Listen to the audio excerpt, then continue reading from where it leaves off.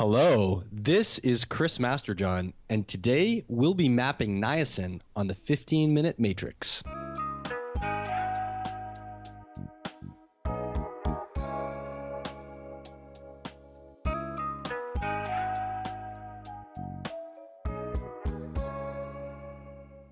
Welcome to the 15-Minute Matrix. I'm Andrea Nakayama, functional medicine nutritionist and your host. This is the podcast that brings you bite-sized insights and lessons on how to use the most important tool in functional medicine and functional nutrition.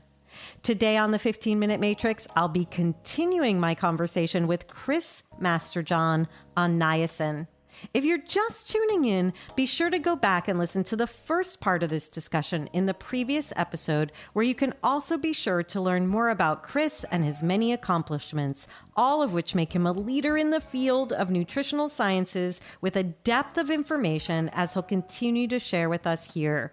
Let's get right back to it. Niacin.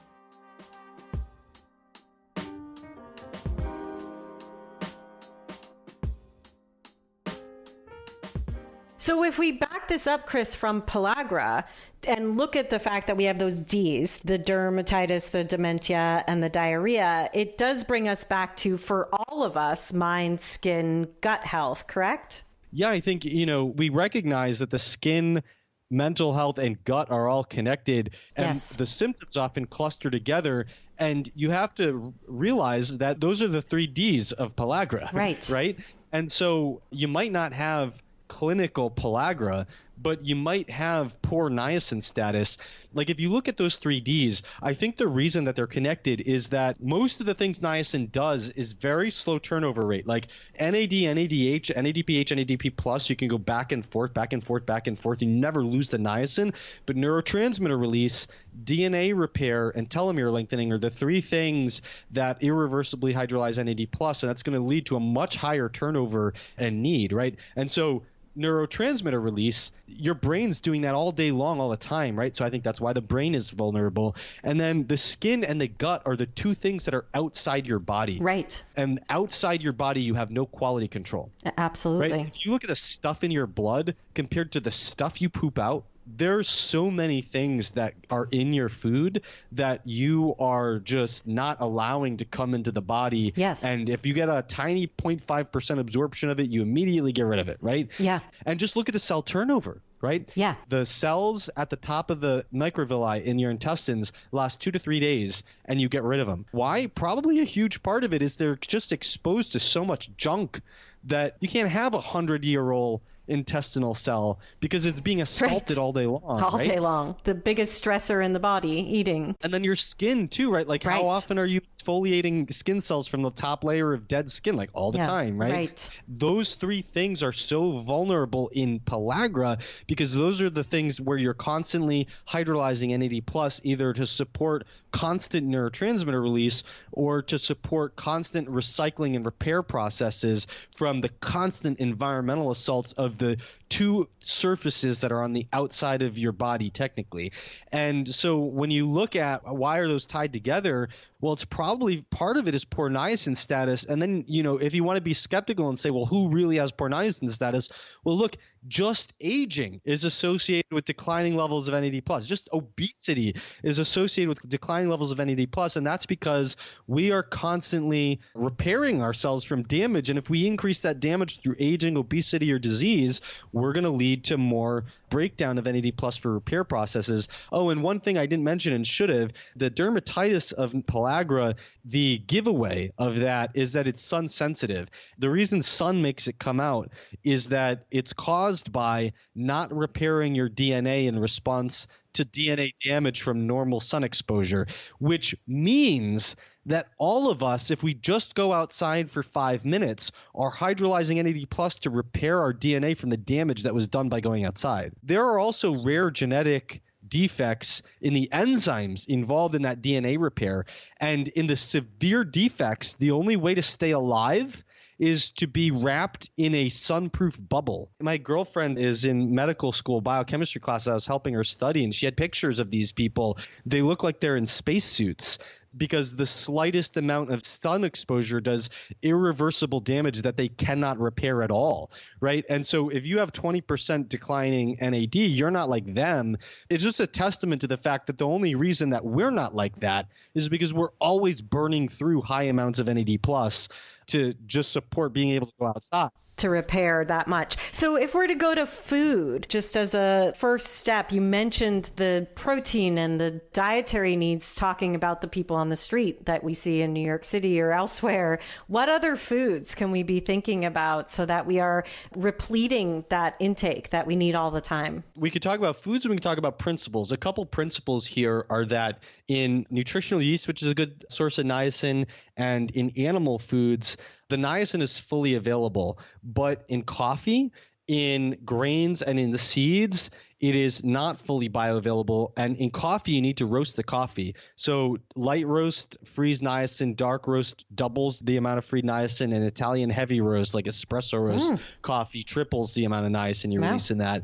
In grains, sprouting is a little helpful and yeast fermentation is a little helpful, but you really want a long sourdough ferment and ideally coupled to sprouting, or get this, or you just need 3.5 grams of baking soda for 100 grams of flour and you'll free all the niacin. So you can make scones or something and just the baking soda in the recipe will free the niacin. Those are the principles. But in addition to getting enough protein, which is like a half a gram to a gram of protein per pound of body weight, then we also want enough niacin. I actually made a list in my Vitamins and Minerals 101 course. I made a list of 5 tiers of niacin to break it down into how much food you need to eat. So tier 1 gives you enough niacin for a whole day in one single serving. So this is like a niacin superfood. You eat one serving and you're done. That's yellowfin or shipjack tuna, anchovies, liver from beef, lamb, or pork, and unfortified nutritional yeast. Of course, you can also get fortified nutritional yeast. Fortified nutritional yeast has everything in it, but unfortified nutritional yeast is naturally rich in niacin. It's not naturally rich in some of the other B vitamins. Then tier 2 gives you enough niacin for a day in 2 servings. That includes peanuts and peanut butter, the livers of veal, chicken, and turkey, most fresh meat products from typical farm animals and game if they are lean cuts, but not if they're very collagen-rich cuts and not if they're very fatty cuts. Certain fish, and that includes canned fish or fresh bluefin tuna, salmon, mackerel, yellowfin, halibut, American shad, sturgeon, cod, mahi-mahi, and bluefish, and certain seeds, hemp, chia, and sunflower. You start going down, you start having to need to eat a lot of these foods. So tier 3 gives you enough niacin for a day in 3 to 5 servings. That's a very substantial amount of food that you need to be very mindful of. That includes most of the fish that I didn't already mention. That includes sesame seeds and tahini, pumpkin and squash seeds, pine nuts, almonds, chestnuts, flax seeds, peas, most of the other cuts of meats. So the ones that are more fatty or the ones like tongue that are not as muscle meaty. Many mushrooms like white portobello, shiitake, oyster, and crimini. And tier 3 also includes coffee if it's Italian heavy roast coffee and it's brewed with at least 10 grams of coffee per cup. So if you like weak coffee or you like light roast, you're not in tier 3. Tier 4 are foods that you can bulk up on without really hurting your niacin status, but they're, like tier 3 was you needed 3 to 5 servings a day. Like tier 4, you just need to make your whole diet these foods if you're actually trying to get enough niacin. These are more just like things like you can have good niacin if you got your niacin from the other tiers. You can eat as much of this stuff as you want. So these are things like most beans, most crustaceans, processed meats like deli meats and bacon and things like that, white potatoes, sweet potatoes, tomatoes, kale, cabbage, most whole grains that are processed in the ways that I said before, right? Sprouted, fermented. Yeah, sprouted and fermented or baking soda. But think back to what I said before about pellagra. Pellagra was southern low-protein diets filled with unprocessed corn. I'm telling you now that if you process the corn to fully release the niacin, you can eat that corn to your heart's content and not have your niacin status hurt if you ate enough niacin from the other foods in the higher tiers, right? So even if you process the grains that way, all you're doing is allowing yourself to eat them without robbing you, without displacing critical niacin. And the other types of coffee, if you don't like Italian heavy roast, then the top of tier 4 has dark roast. The bottom of tier 4 has light roast. Again, if you make it 10 grams of coffee per cup, like if you like weak coffee, just forget about it. Not bother with it. Then tier 5 is foods that you can only bulk up on if you met your niacin requirement from the first 3 tiers. Like you can't mix tier 4 and tier 5 foods and come out on top. And tier 5 foods is basically like everything else that wasn't in the other lists except sugar, fat, and enriched flour. Enriched flour, like I have to mention it, I don't recommend eating white flour, but it has enough niacin added to occupy tiers 2 or 3, and that is the main reason why pellagra is not the norm right now. Most Americans eat 60% of their diet as enriched white flour. And so you have to be mindful that you take someone in and they're like, what do you eat a day? I eat 6 sandwiches made with white flour bread. That's 6 pieces of bread made from enriched white flour. You take that out and you replace it with whole grains. That person's niacin status is taking a deep nosedive. So when you take white flour out of the diet, yes, it's a good thing to do that, but you have to realize that that person was the beneficiary of the nutritional establishment who put into white flour. Right. White flour is a public saving them. Right. You know, right. So if that's what they're eating. You gotta look at what's tier 1, tier 2, tier 3 if you're going to take the white flour out. And then finally, sugar and fat don't have niacin. I'm not saying you have to eat a low fat diet, but fat doesn't have a lot of nutrients. There's a handful of vitamins that are higher in fat, and fat helps you absorb those things. But if you're eating a 60% fat diet, you just pushed 60% of your niacin containing foods out of your diet, and you need to start looking at tier 1, tier 2 in order to get your niacin in. If we're looking at supplementation, are you looking at that through a targeted supplement that you'd be recommending practitioners look at, or going food first? Or are there herbs or anything else we could be bringing in besides addressing the diet, which seems like diet first? There's a lot we could do there with what you just shared. It depends on your perspective, right? So one thing you might want to do is just like if you're making a multivitamin, you probably want to put in enough niacin to make sure someone's not having a deficiency. So I just made a custom multivitamin for my girlfriend for our anniversary. Oh, and that's very sweet. I put 50 milligrams of nicotinamide mononucleotide in it. I calculated to yield the equivalent of 20 milligrams of niacin, which basically covers the needs. But I put NMN in there because it makes NAD plus better than the other forms do.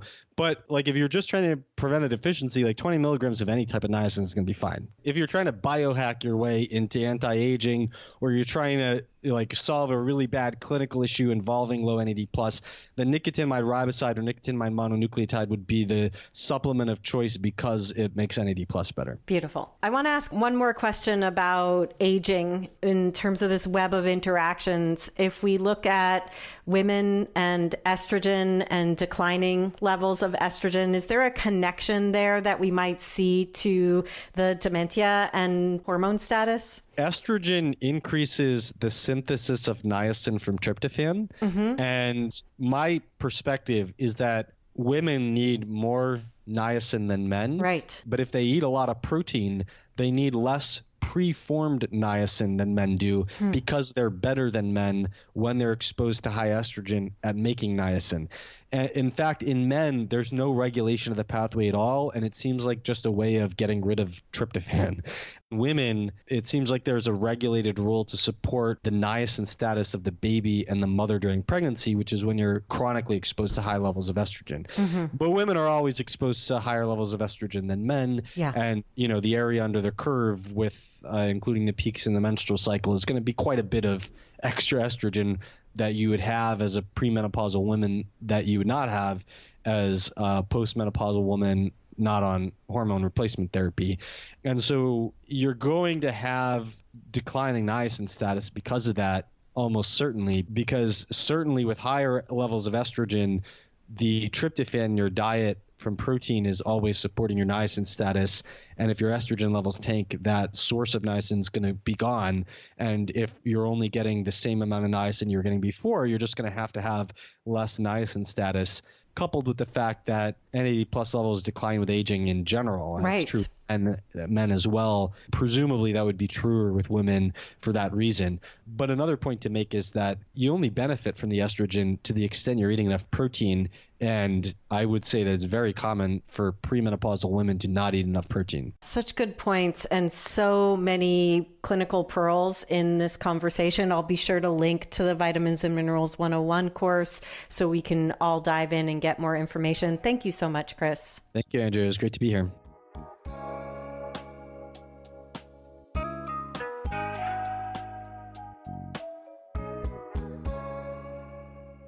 The 15-Minute Matrix is brought to you by me, Andrea Nakayama, and the Functional Nutrition Alliance.